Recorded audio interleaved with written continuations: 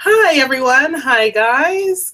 Good evening, Sassenachs. We are live. I am Fumbi with We So Nerdy, back again with Katie this week for another discussion of Outlander's latest episode, Crème de Menthe. And it was ridiculous and insane, but we'll get to that. How's everything, Katie?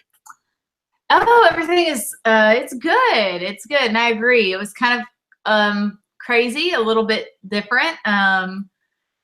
And I will just dive in and say a bit underwhelmed over here. That may be an unpopular opinion, but we will get into our reasons in the recap as we move along. Yes. Underwhelmed is definitely something that I was actually, before we started, I was telling Katie, I was like, I'm nervous because I don't know that I've ever watched an episode that I was like this met about. So it's like, I don't know how to talk about this episode, but we're going to try anyway. But before we dive in, I'm going to see if I can figure out how to pull up the live chat so I can follow along with you guys. So I'm going to try to figure that out later. But before we dive in, I just want to mention that our full recap of Crème de Menthe is up on the site. It's live, and the link is right below. So you can click on it. You can go. We have some new, we have 3 new clips that go along with the recap. So you can take a look there. Please do take a look, share your comments, etc. So I just wanted to offer that reminder before we get started. So I've already said this before, but sort of piggybacking what Katie has already said, I have to admit that, I was still basking in the glory of the print job. I was still basking in the wonderfulness of Jamie and Claire's reunion. And then Crème de Menthe disappointed me. And I guess I'm still trying to articulate. I have some ideas about what I found disappointing. So, we'll get to that. But Katie's already said that she feels the same way, that sort of disappointment. But being who I am, especially in my professional life, I always try to be balanced, right? So before we get into, what disappointed us, I thought, why not start with the things that we did like about tonight's episode? Because there were things that we liked about tonight's episode. So I was thinking, why don't we start there and then see where that takes us? Yeah. Excuse me. So Katie, what do you think? What did you like? What did you find enjoyable? Okay.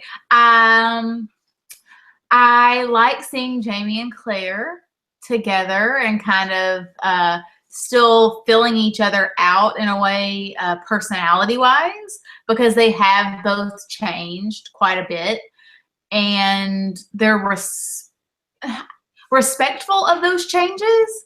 And Jamie is, proud of what she's accomplished, and she's, supportive of what he's accomplished. There is tension there still, but I liked their interactions to a degree. And that's like the little asterisk, to a degree. But, I appreciate the people that they are and their convictions. Yeah. Yeah, so that's something also that I liked, right? I like the fact that it's very realistic, right? That after 20 years, these two getting back together, even though they're able to reclaim the physical side of their relationship, even though they're able to reclaim the physical side of their relationship, and it's really sexy and it's really hot and lovely, it's not that easy, right? So like the hashtag for tonight was starting again, and that is so easier said than done when it comes to Jamie and Claire, right? And there are several moments of conflict and several moments of tension, but this is something I actually liked about the episode, that there were opportunities where Jamie and Claire were in conflict with one another, did argue with one another. We see a conflict of their priorities, a conflict of their values, It's very difficult for Claire to let go of her modern sensibilities, especially when it comes to being a doctor and practicing medicine and sort of, the Hippocratic Oath, etc. Right? It's very hard for Claire to let go of that, and it brings her into conflict with Jamie and with, the time period that they're in. But again, that's something that I actually quite liked. Yeah, I mean, I really like that. I like that Claire has convictions, and I like that they are getting to know one another again and kind of playing off those things. And I guess you say two positives, and then you kind of follow that with maybe a critique. Two positives and a critique, and that's how. Wait, did we do two positives? What were the two positives? Oh, no, I'm just saying that, like, we've done a positive, and I will now say one issue that I had. Well, you just said two positives and a critique. Oh. We only gave one positive, so we have to give a second positive, right? So the first positive, we're seeing Jamie and Claire together, even with conflict, right? Yes. So, I can put in another positive. Please put in another positive because I'm struggling.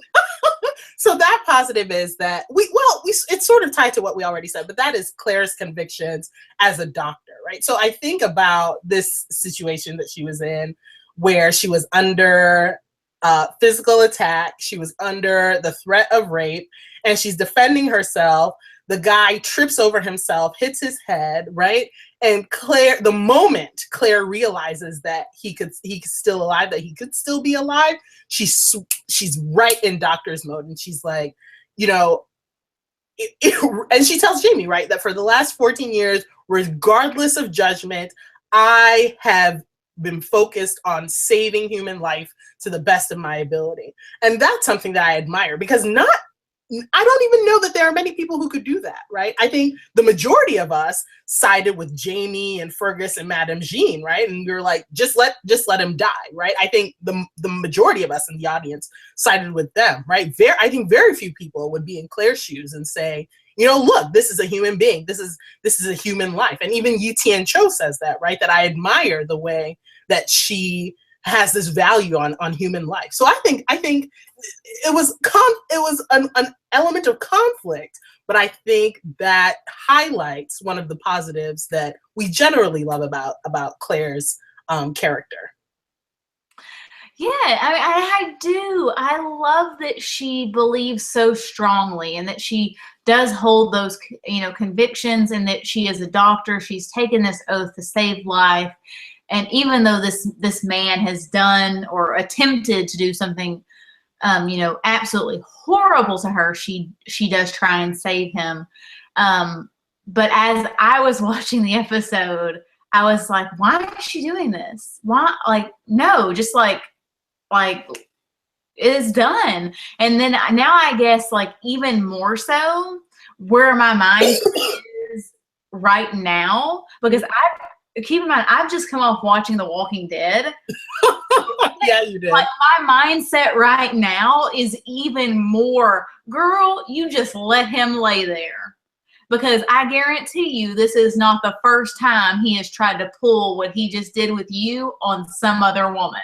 Yeah. And so I am just, but I appreciate Claire's ability to do that, because that takes a very strong person to say, this is what I have promised and sworn to do, and I'm going to uphold it to the best of my ability. Yeah. Regardless with what everyone else around her saying, including, over here, girl, just this guy, he's also got multiple issues with, Jamie and all that other stuff. Yeah. So yeah, I mean, I appreciate Claire, and I appreciate she sticks to her values. Yes. I probably would be one of the people that was with Jamie going, let him die. Let him die. So now why don't you go ahead and shift to the negative that you want to bring up as it relates to that scene. Oh, okay. And see, I've got my note out. Yeah. It's important. Okay.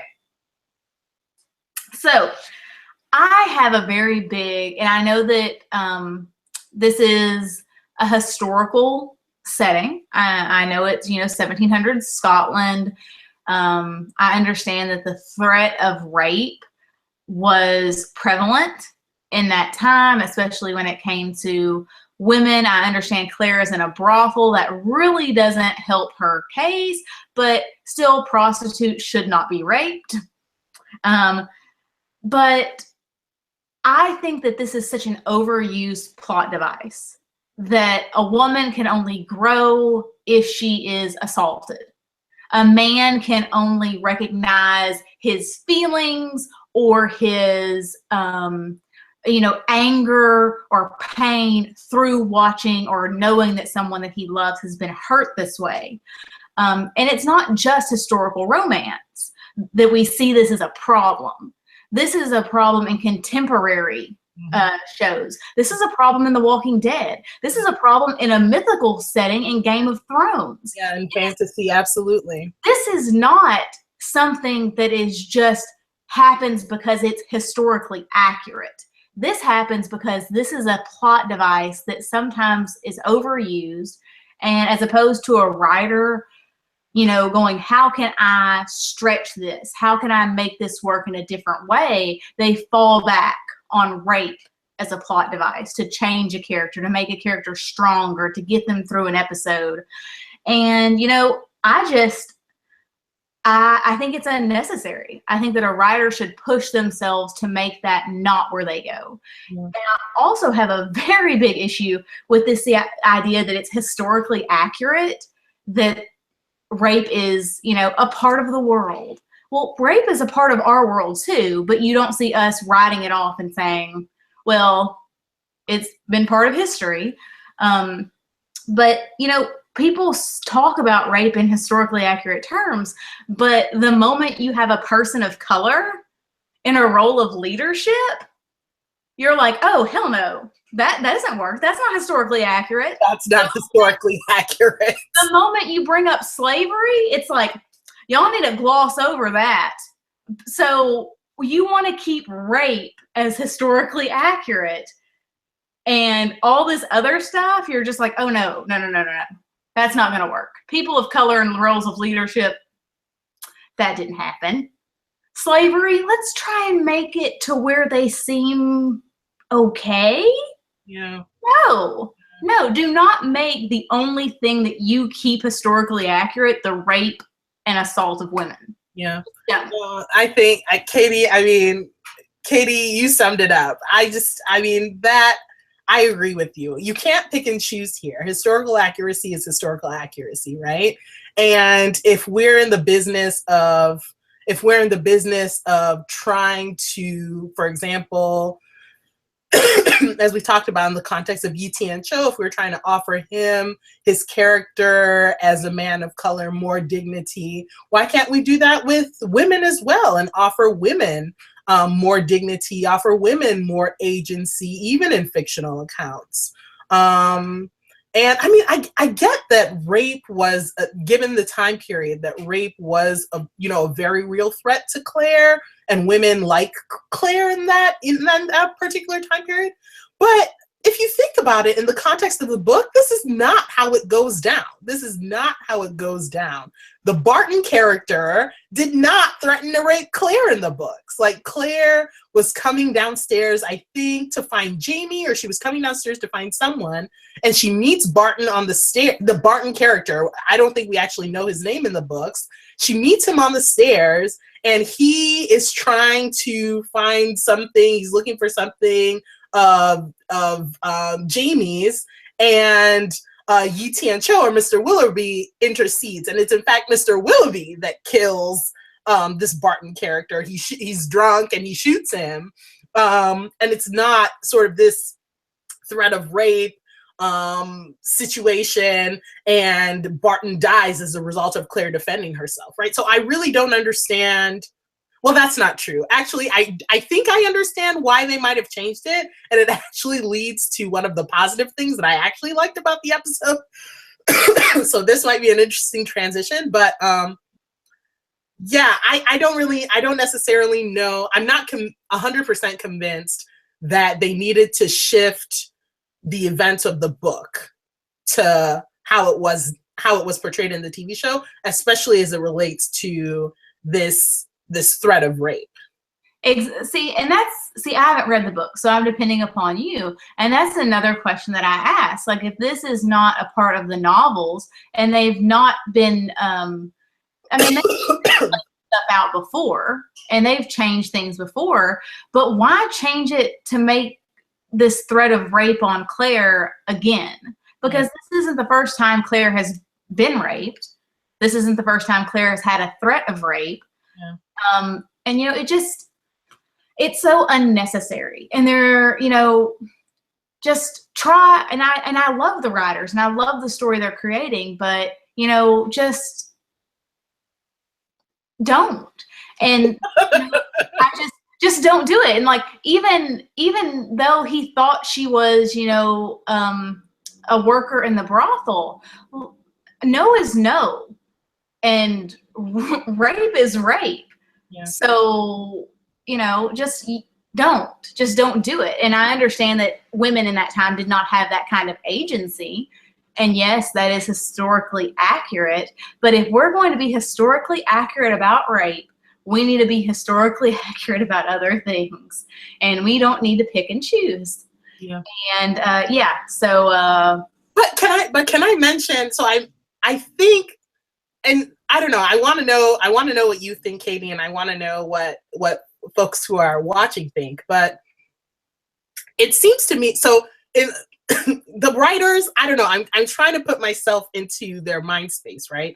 So the writers, I think they're trying to balance this situation of how do we take a problematic character in Yi Tian-cho and make him less problematic, and balance it with this situation where we're trying to make Claire, where Claire is sort of a main character, and we're trying to give her agency and give her privacy, right? So as I mentioned in the books, it's Yi Tian-cho that kills the Barton character. That he comes down the stairs, he sees the guy with Claire, he tells the guy to back off, and then Yi Tian-cho pulls out a pistol and shoots him, right? And that's the thing, and like Yi Tian-cho is like drunk, again, it's part of the stereotype, right? He can't handle his liquor, he's a sexual deviant, and of course he goes crazy and he starts shooting people, right? So part of this stereotype.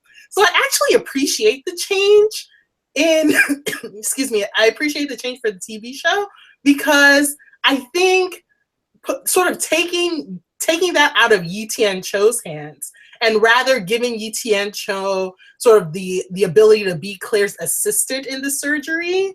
Mm-hmm. I think that's something that I like, because again, it's Yi Tian-cho who sort of reaffirms Claire's decision to try to save this man's life and sort of assists Claire in trying to save this man's life. And even when Jamie comes back after Barton has died, Yi Tian-cho is the one who said, you know, honorable wife, she made a valiant effort to save his life. It didn't work out. He said, but let's move forward from this. It's Yi Tian-cho that says that, right? Let's put the best foot forward and move on from this. So I very much like Yi Tian-cho in that role, rather than as the drunk who causes trouble by shooting this random man, who isn't an exciseman in the books, by the way. So I really like that too. I thought that he has such respect for Claire, and he has, you know, he her with, you know, a very high level of respect, and he sits with her and does everything she asks of him and helping with that surgery. And you know, I'm sort of him as she's doing it, sort of like flinching the whole time as that noise and the you know, relieving that tension. But he seems like such a decent man. Yeah. And I like that. And I think if I'd read the books, that would be a change that I would really enjoy as well. Yeah. Not make him such a stereotype.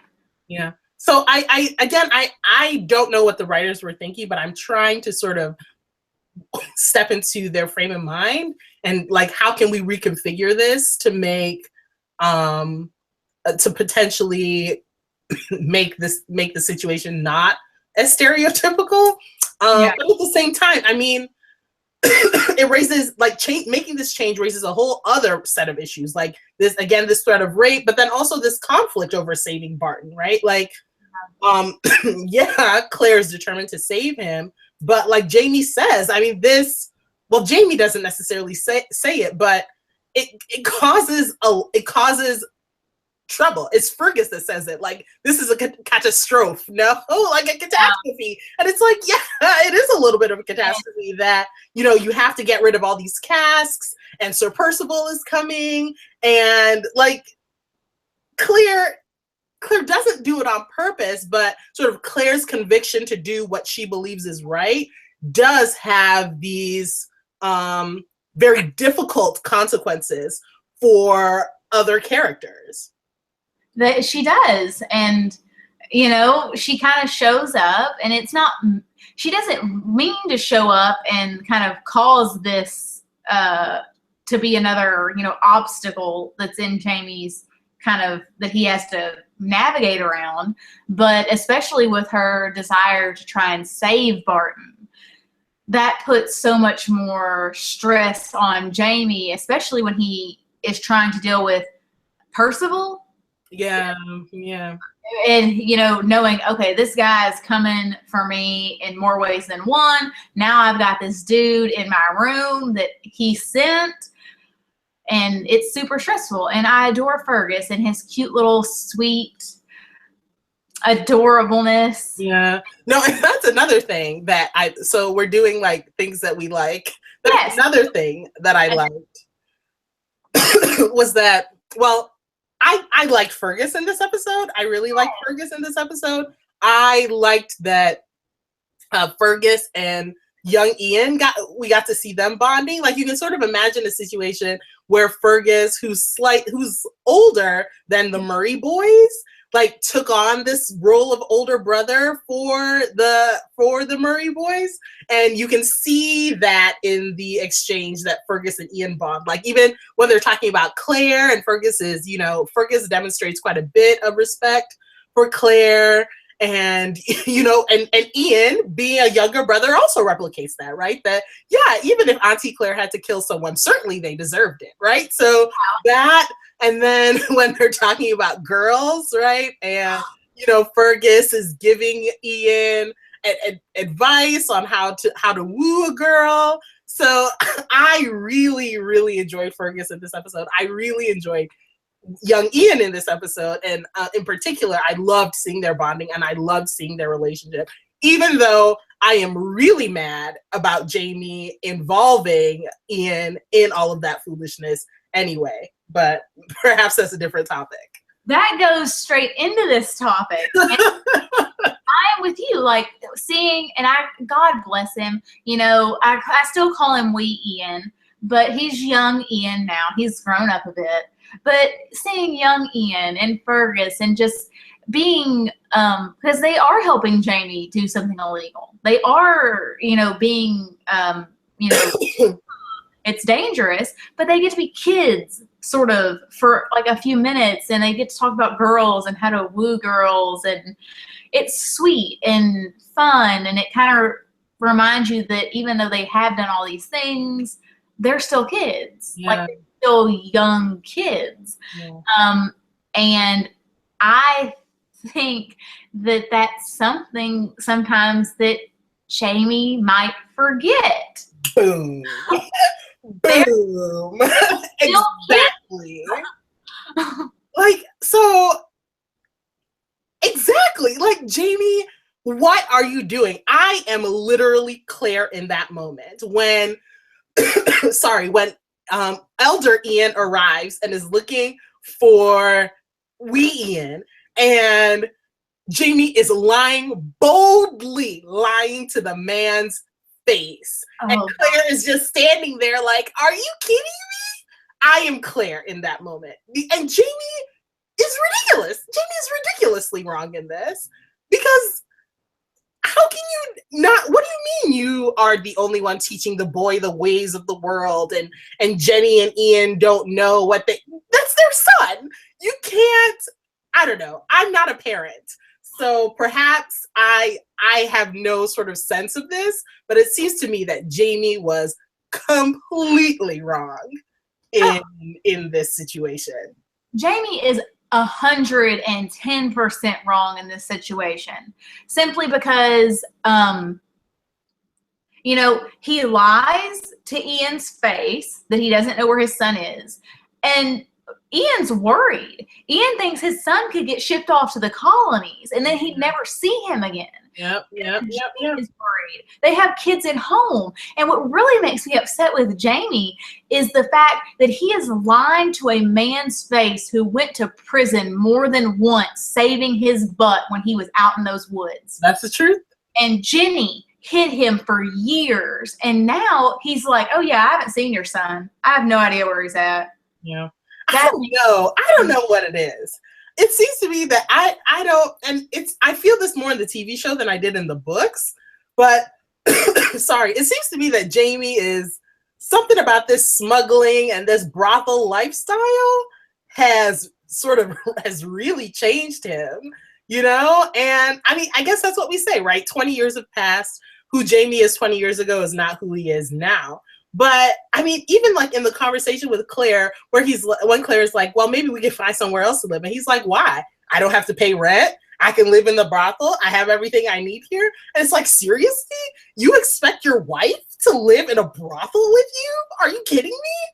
And I think that just that attitude sort of filters into all these other things, like his relationship with Claire, his relationship with Elder Ian and Jenny, and his relationship with Ian and Fergus. And it's just, to me, I only see trouble emerging from it. I only see trouble emerging from the lies. I only see trouble emerging from the deception. That's just how I perceive it. Well, since especially at the start of this episode, even last episode, like we've always known that something is off about how Jamie's behaving. We've known there's something off with how people kind of look at Claire like, what? But Jamie is digging a hole that is so deep that by the time it all comes out, I don't know how he's going to get out of the situation he's put himself in. Yeah. Because, I mean, he did come clean. I mean, not really come clean because, I mean, it wasn't a secret. He wanted to share, you know, Willie with Claire and to let her know that he did have a son. Mm-hmm. But at the same time, you know, Jamie's got other secrets. And there's a reason why you think a brothel is the perfect place to live as opposed to going back home. And Jamie is very much two different people, and he is living two different lives, and those lives are about to like collide in a bad way. You hit it. You hit the nail on the head. That's it. That's exactly it. I don't know if it was in the show. I think it's in the book where Jamie says something like he's had so many different aliases over the years that, you know, he doesn't necessarily know who he really is anymore. I think that's in the book. Someone, you correct me, please, if I'm wrong. I think that's in the book. I don't think that was in the show. But that's definitely, that's the situation. That's exactly the situation. That Jamie is just, he has all these different aliases, all these different all these different mind spaces, all these different lives that he's living, and they are about to collide. But the thing is that, you know, we see Jamie sort of dealing with this, but I think what came out tonight is that Jamie is also still quite resentful. He's still quite resentful that, you know, yes, he's the one who forced Claire through the stones. And he's glad that Claire's back. He wants her to come back, right? Even when she goes to the Campbells, right? He's like, you're going to come back afterwards, right? Like he wants to make sure she's coming back. And she is. But he's also quite resentful. Remember last week I said to you that, was it last week or the week before, you asked me about sort of the dynamic between Jamie and Frank. And I said to you that it seems to me that I think Jamie realizes there's a part of Claire that is Bree and the relationship with Bree that Frank has that Jamie will never have. And I think that resentment definitely came out tonight, right? That was like, you know, I didn't get a chance to raise my child. Frank did, right? And you let her wear a bikini and she doesn't have any virtue or something ridiculous like that. And she says, so says the man living in a brothel. Says the man living in a brothel. That's one of my favorite lines of the night, actually. Yeah, that was a good line. Claire just hit the nail on the head. He's like, you can't be serious right now that you are teaching your 16-year-old nephew to lie and to smuggle and to do all these illegal things, yet you're mad that your daughter was wearing a bikini that one time in the summer, right? Like it doesn't compute, right? But that's his resentment, that he resents not having a significant role in Bree's life. And he certainly resents what he sees as potentially Claire having a romantic relationship with Frank, right? So that definitely came out tonight as well. Yeah, because he asked her, you asked me if I'd ever fallen in love, after you left. And, did you fall back in love with Frank? And, we know that she's not telling Jamie to the extent of her and Frank's marriage and that it just became a marriage in name. She's not sharing that with him.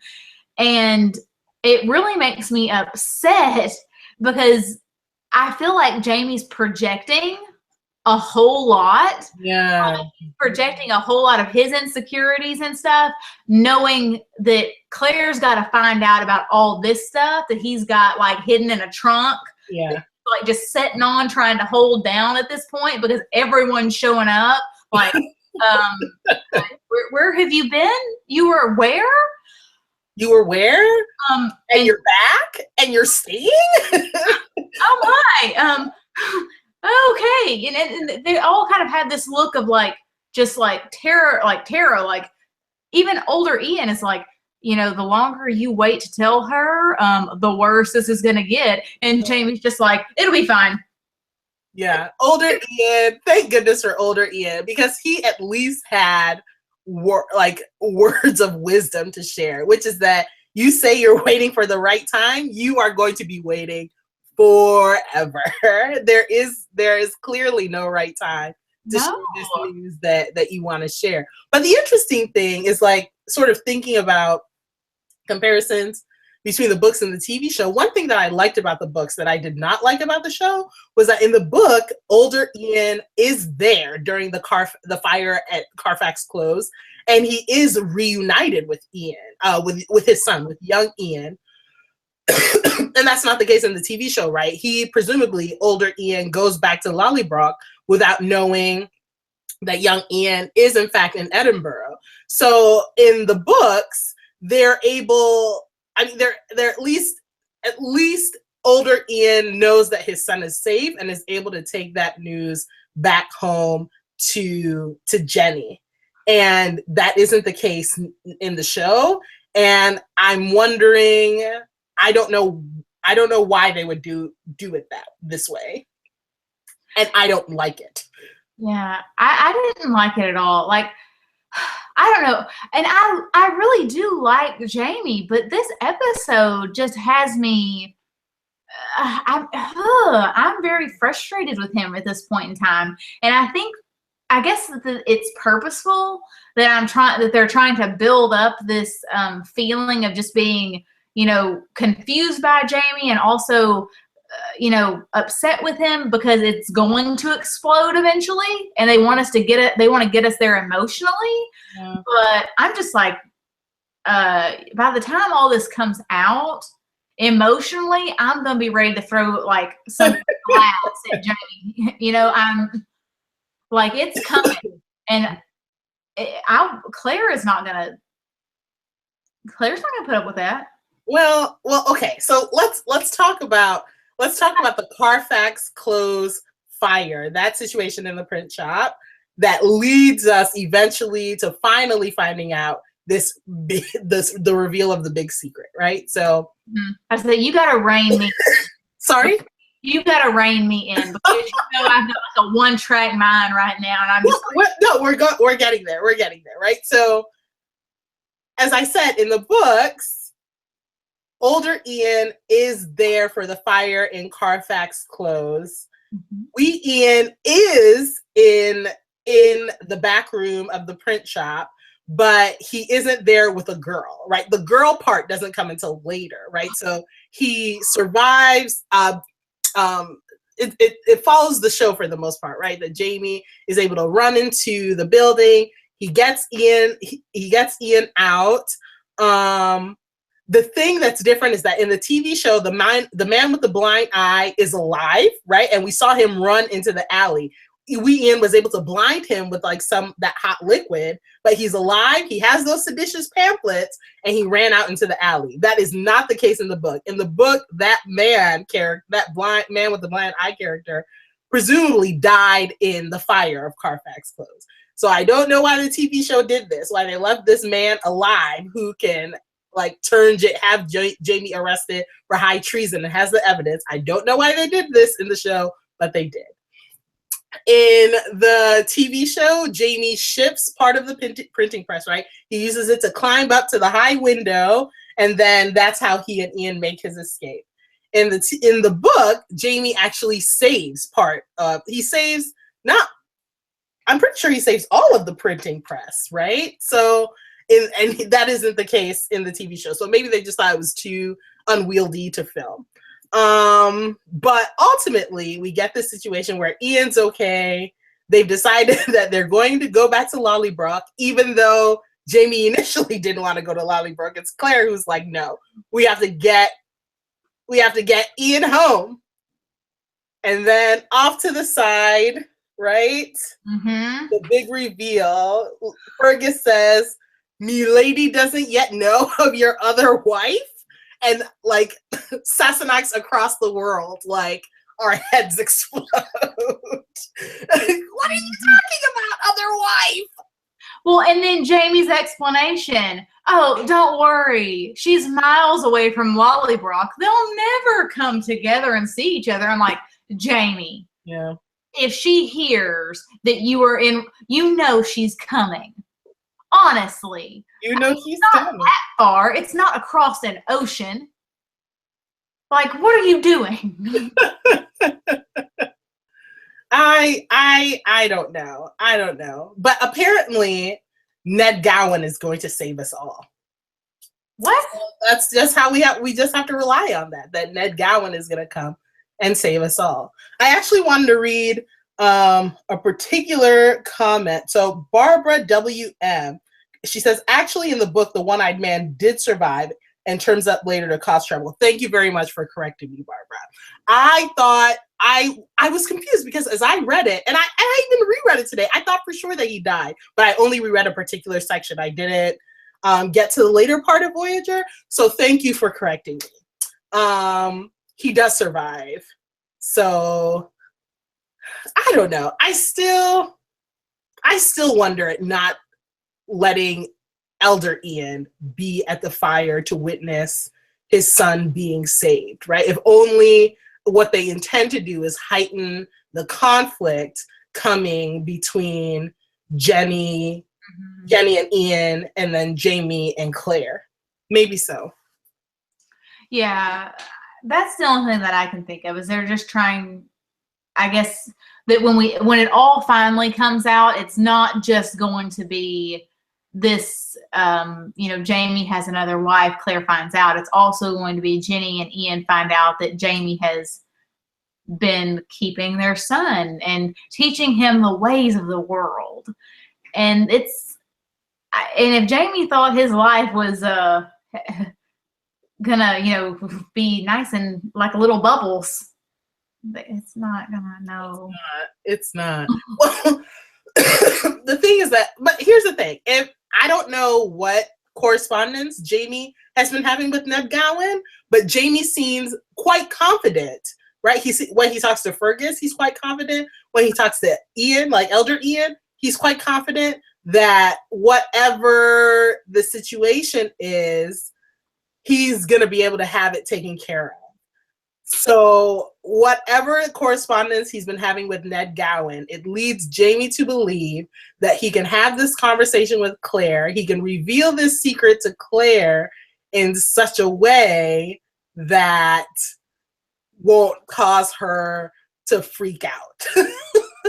Which is crazy because I remember, like, in the book, the way we find out, I freaked out. I freaked all the way out.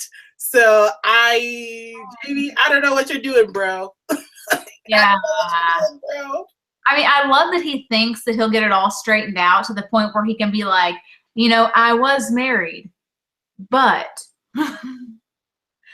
and, you know, it's going to be interesting. I guess, hopefully, I want it to happen next week. Like, I'd like for that to at least be resolved in some way, or not even resolved, but you know, the ball rolling on that next week. But I don't know. I'm nervous. How it's gonna work out. That's the thing. I'm nervous. After tonight's episode. Like, tonight's episode was very much a transition episode, right? How do we sort of wrap up whatever Jamie is doing in Edinburgh and get him to Lollybrook, right? So tonight's episode was very much supposed to be this transition, but it, like, and I at least I think I don't remember feeling this sort of anxious, frustrated during these set of chapters in the book. Although in the book, like, several, like, more things happen, right? Like the like, Ian and older Ian are reunited earlier. There's a side trip that they make to Arbroath, I think is how you pronounce it, like, to deal with, like, the casks and, like, a ship that's coming to deliver some smuggled goods. So, like, there's more time, I guess, before, like, between Edinburgh and Lollybrook. But tonight's episode, it just fell flat for me. I get that it was a transition episode, but, like, there's several things that, like, we've talked about that I'm just like, why? I don't understand why it had to be this way. And we haven't even talked about the number one thing that has me like, why, question mark, question mark, question mark. I agree with everything you said. So let's get to the why, question mark, exclamation point, exclamation point. because Katie has my outline. I have the outline, and I know my outline, so she knows. I know things. Archibald and Margaret Campbell. I do not get, like, literally, I've watched this episode 4 times. Each of the 4 times, I'm like, I don't understand why this is here. Like, I understand a little bit why it's in the books. In the book, Margaret is not a seer. She has, like, she was during Culloden, during the Jacobite uprising. The man she was in love with was killed, and she was raped by English soldiers, and that has left her quite traumatized, and she has this nervous condition where she sort of, like, she's catatonic at times, and she vacillates between being catatonic and, like, being screaming and being inconsolable. And Archie is a reverend. Yes, they're going to the West Indies, but they're not like this traveling band of seers. So I have no idea why they made this shift.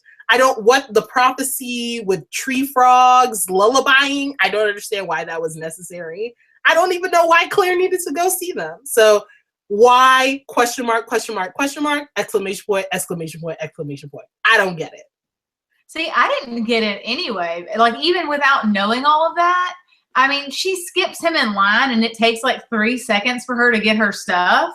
So, I mean, he could have waited 3 seconds. She didn't need to go to his house to visit them, but I get that part was in the books. But then she gets to their house and no, like, this is odd. And I was like, oh, it's a seer. Maybe she's like got the sight. Maybe she's going to say something intriguing, you know? But it was like, you know, like you said, like, what was it? Like something about tree, like, do you hear the tree, the lullaby of the tree frog, something like that? Yeah, I was like, oh, okay. And he's like, well, yeah. Here's the thing. The thing is that, so perhaps I'm just being impatient because it is, as I'm frustrated, it is also clear to me that the writers are putting something in motion, right there, that these series of events that they, like the situation with Sir Percival and the exciseman and the man with the blind eye that was able to escape, like that situation with sort of changes with this situation with Margaret and Archibald Campbell. Like, I just, like, you can tell that they're setting something in motion, and that will eventually come back to these series of events. But for now, I don't get it. And I don't like that I don't get it. Yeah, I don't understand. it was just kind of like a side stop and another way to get Claire out of the apartments that Jamie lives in for a few minutes so that you can see, well, Claire's still doing what Claire wants. Claire's like, I've got to go see somebody across town. He's like, you just got here. Yeah. And you're already, and you can't walk around by yourself. And she's like, I'm good. He's like, okay, well, you're stubborn as always, I see. Yeah. I'm just like, oh, that's a good point. I mean, that personality trait has remained the same. And I mean, it's part of what we love about Claire. And the thing that, like, sort of despite my frustration, and this has been the case for me as long as, through any iteration of Outlander, be it the book, be it the TV show. For me, like, I do get very frustrated because I think Claire and Jamie go through some crazy stuff, like some insane stuff. If it is bad and it is possible, or even a little bit possible, it is probably going to befall Jamie and Claire. But the thing is, when it's all said and done, Jamie and Claire are together and Jamie and Claire are in love. And that is one thing that I adore about this series, because I do really love Jamie and Claire. And I really, really, really am rooting for them. I've always rooted for them. So, like, tonight, when Claire is talking about how, I've dropped into your life and I've caused all this trouble. And Jamie says that, don't you know that, like, I would pay any cost. I would pay anything, bear any cost in order to be with you, right? And I think that's quite, that's something that I want to hold on to from this episode, because I believe him. I believe that Jamie is willing to bear any cost and give up anything and give up anyone, hint, hint, hint, hint, hint, hint, to be with Claire. So I really believe that. And I love that Jamie said it. I love that he articulated that. So that's what sort of, even despite my frustration with Claire and with Jamie, despite my frustration with the way that the events unfolded in the TV show, that is what I choose to hold on to. That is what I'm going to hold on to, is that Jamie and Claire love each other and they will pay any cost to be together. So that's where I leave tonight's episode, even though I am generally disappointed. And I think, like, everything that you said just now is kind of everything that I feel. Like, I know that they're in the game. I know that their love, the love that they have for each other is going to get them through these obstacles. And that's helpful for what's coming up. But, like, this episode, it was sort of filler for me. And it kind of left me just kind of waiting for next week. Yeah. But every series has an episode that feels sort of fillery. So, I mean, it's not like they are the lone TV show that has made me go, was that necessary? All of that? So, it happens. But the thing is, I'm sorry, Katie, I didn't mean to interrupt you. No, go on. I'm really concerned, especially after the preview for next week that they showed us. I didn't see the preview. Oh, okay. So the preview, it makes me nervous because, like, the way that Claire finds out about Jamie having another wife and who that person is really jarring and really shocking. And it leads to a really explosive moment between Jamie and Claire.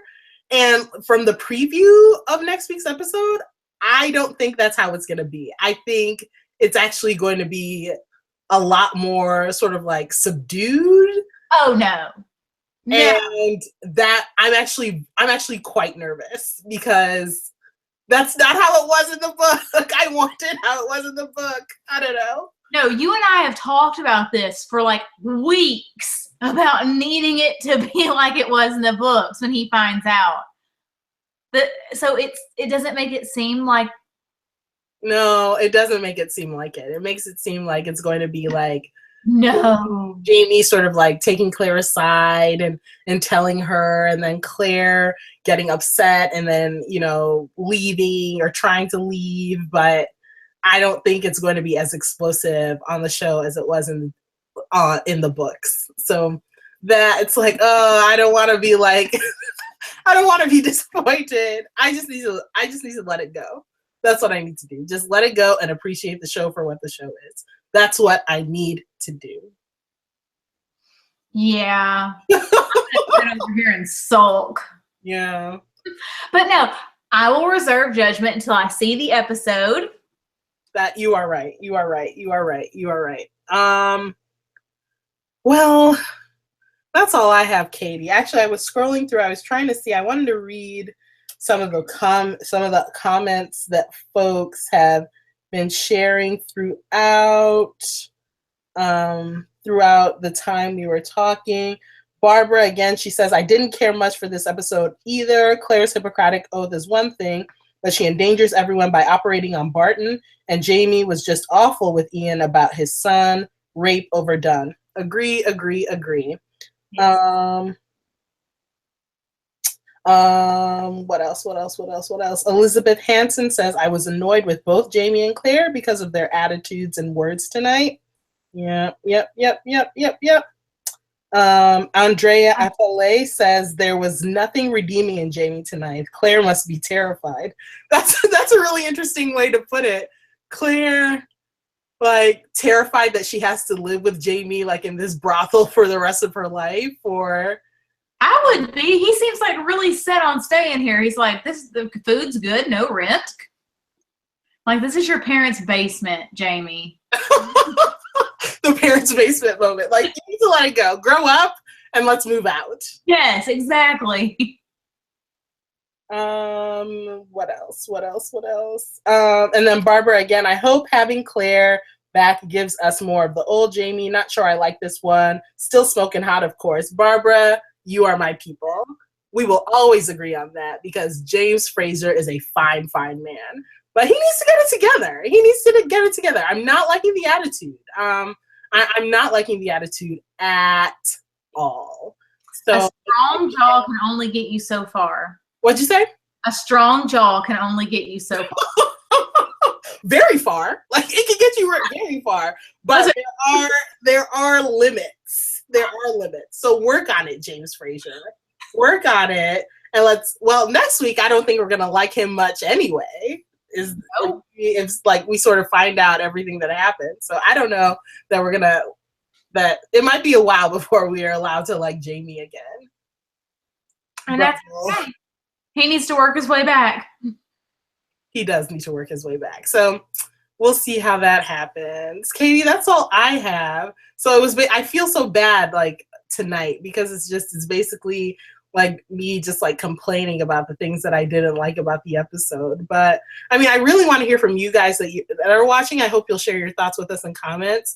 And you know, if you think that maybe that we're being too critical, I hope that you'll say that. I hope that you'll let us know, because if, I don't know, maybe I'm sort of mischaracterizing the book or misremembering the books, or I don't know what. But if just share your thoughts, whatever they are.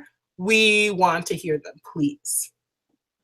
Yes, and you know, it's funny how this episode kind of came to Fumi and I. She watched it first and kind of explained to me that she was it was a different episode.